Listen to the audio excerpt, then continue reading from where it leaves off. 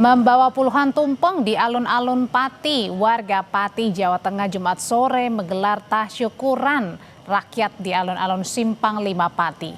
Mereka bersyukur atas ditetapkannya Bupati Sudewo sebagai tersangka oleh KPK.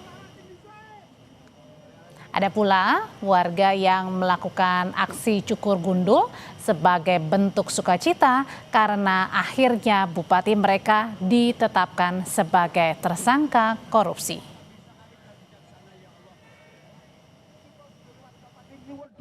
Harapannya ke depan Pati lebih baik dikelola oleh pemerintahan yang benar, yang tidak ngawur, yang peduli terhadap rakyat dan tidak sombong. Saudara, KPK membenarkan sejumlah uang dalam karung dikumpulkan untuk menyuap Bupati nonaktif Sudewo kasus suap jual beli jabatan perangkat desa.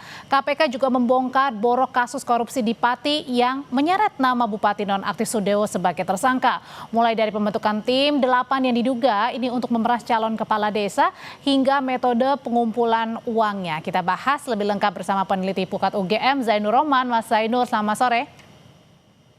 Selamat sore Mbak Audrey. Kalau kita lihat tadi uang dalam karung ini dihimpun ya dari satu kecamatan untuk pemilihan perangkat desa yang mencapai angkanya 2,6 miliar rupiah. Fantastis ini. Nah, kemudian juga ada pembentukan tim 8. Artinya ini benar-benar pemerasan jual beli jabatan perangkat kepala desa di Pati ini berjamaah. Iya Mbak Audrey, itu hard evidence ya, saya lihat ya. Ada barang buktinya, ada para pelakunya, ada video rekamannya.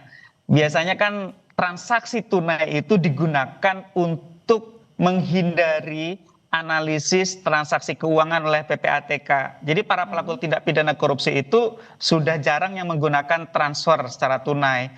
Nah, kalau tadi ditanyakan oleh Mbak Audrey, apakah ini artinya berjamaah? Tentu ini sangat berjamaah ya. Dilakukan oleh banyak orang ya. Ada bupati, ada para kepala desa, ada para perantara, di mana di sini kemudian kita bisa lihat sangat rapi gitu ya. Ada peran yang dilakukan oleh masing-masing pihak. Nah, oleh karena itu ketika kemarin Bupati S ini berkelit bahwa dia dijebak, siapa yang menjebak? Dikorbankan, siapa yang mengorbankan?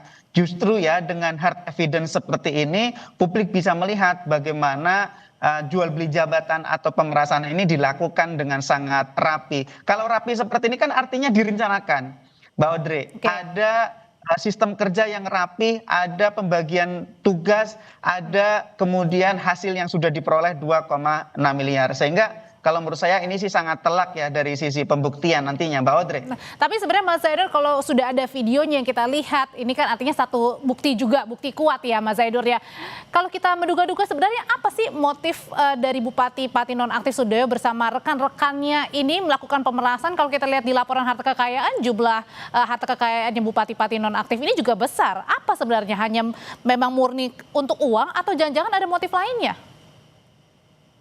Ya tentu itu nanti semua akan terungkap di persidangan ya. Tapi yang jelas dengan kekuasaannya ya motif untuk memperkaya diri, motif untuk mengembalikan modal politik, motif untuk memupuk modal politik untuk kontestasi ke depan itu tidak bisa dinafikan begitu saja ya. Dan kalau kita lihat ini kan sebenarnya juga sangat jahat Mbak Audrey. Kenapa? Karena ini memeras para calon perangkat desa dengan harga 125 juta sampai 165 juta. Itu pun tarif itu di markup mahal oleh nggak sih? Maksudnya tim suksesnya gitu. Oke, Mas Zainul, itu kan tarifnya dari 100 lebih, 120 sampai 160. Nah, kalau dikalikan ini uangnya jumlahnya besar sekali nih.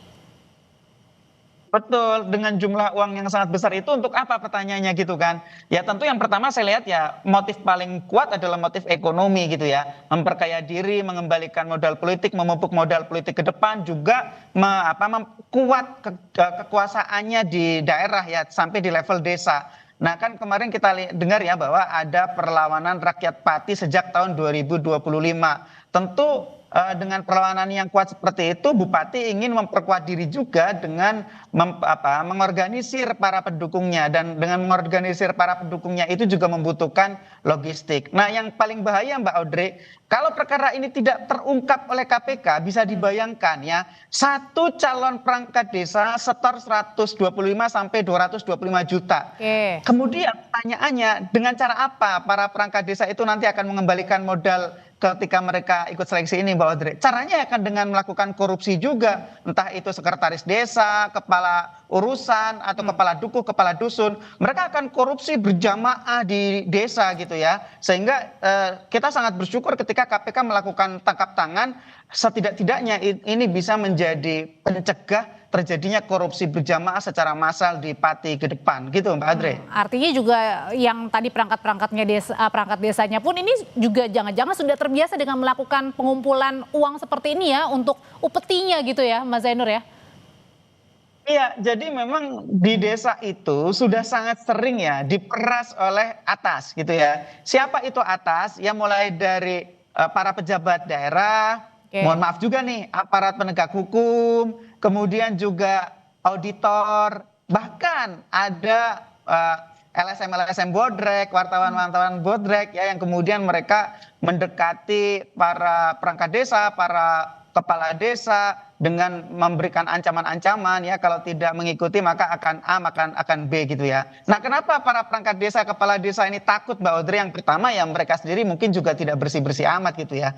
Yang kedua ya siapa yang tidak takut kalau kemudian ditakut-takuti gitu ya. Nah, khusus untuk bupati ini agak menarik, Mbak Audrey. Kenapa? Karena sebenarnya bupati itu tidak punya kewenangan langsung untuk memilih dan mengangkat perangkat desa. Itu adalah kewenangan dari kepala desa yang dilakukan melalui satu proses seleksi. Diawasi oleh pengawas pemilihan, dan nanti juga ada unsur Forkopimcam. Di sana ada camat dan ramil, kapolsek begitu ya. Nah, tetapi kemudian mengapa itu ini kalau ceritanya ditelusuri berarti artinya bisa panjang tuh ya?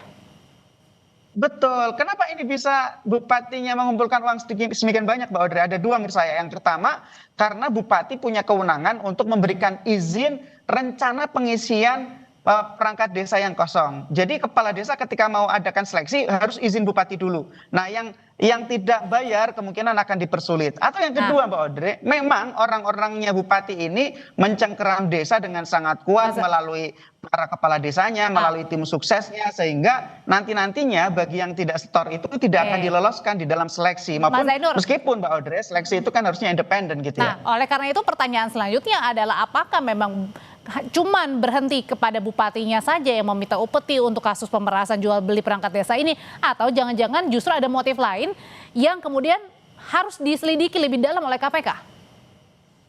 Harus diselidiki, Mbak Audrey. Jadi semua pihak yang terlibat itu harus diungkap ya, mulai dari siapa yang terlibat di dalam upaya untuk mengumpulkan uang, kemudian uangnya sudah mengalir kemana saja, itu kan bisa ditelisik, Mbak Audrey ya, dengan membongkar transaksi keuangan mereka, membongkar komunikasi digital mereka, memeriksa mereka para tersangka, memeriksa para saksi. Saya pikir semuanya bisa dipetakan dengan lengkap oleh KPK. Tujuannya apa? Agar rakyat Pati bisa mengetahui dengan utuh bagaimana korupsi ini dilangsungkan di Pati dan agar ada perbaikan ke depan. Ini jangan-jangan juga selain Kecamatan Jaken juga ada kecamatan-kecamatan lain, Mbak Audrey. Oke, tapi tadi muaranya yang salah satu bisa dilakukan adalah dengan menelisik dari aliran dananya untuk mengetahui ke siapa-siapa saja. Terima kasih Mas Zainur Rohman sudah berbagi pandangan di Kompas Petang.